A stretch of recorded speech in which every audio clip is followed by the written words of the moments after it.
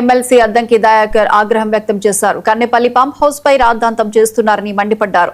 ప్రతిపక్ష నేత పత్తా లేకుండా పోయారని విమర్శించారు. హరీష్ రావుకు దమ్ముంటే కేసీఆర్ ను అసెంబ్లీకి తీసుకురావాలని, వారం రోజులు చర్చ చేద్దామని సవాల్ విసిరారు.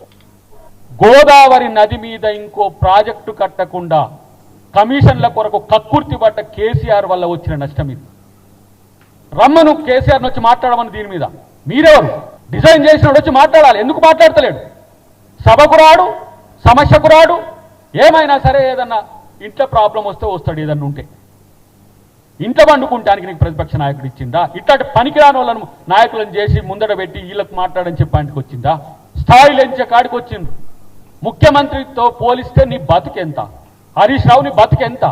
ఇలా ముఖ్యమంత్రిని పట్టుకొని నేను ఆయన స్థాయికి దిగదారను, ఆయన ఇట్లా ఆయన ఇట్లా అంటే నీదే చిల్లర బతుకు. చిల్లర వాళ్ళు పొమ్మని తంతుంటే పట్టలేక నువ్వు బీఆర్ఎస్ పార్టీలో ఉంటున్నావు. ఎవరికి తెలియదు అది? నీ ఢిల్లీ ప్రయత్నాలు ఎవరికి తెలియవు? నీటి మీద నిజంగానే మాట్లాడే పరిస్థితి వస్తే నీకు దమ్ముంటే నీ మామను తీసుకొని అసెంబ్లీకి రా. లేకపోతే మీరు సిగ్గు లజ్జ లేకుండా ముక్కు నేలకు రాయండి. ఇద్దరు సభల చర్చించే ఓపిక ఉండదు, సభల చర్చించే అవకాశం ఉండదు. పనికిరాని చిల్లర మాటలు మాట్లాడకుండా తెలంగాణ రాజకీయాల్లో మీలాంటి దరిద్రులు ఉండడం వల్ల కేంద్రీయ విద్యా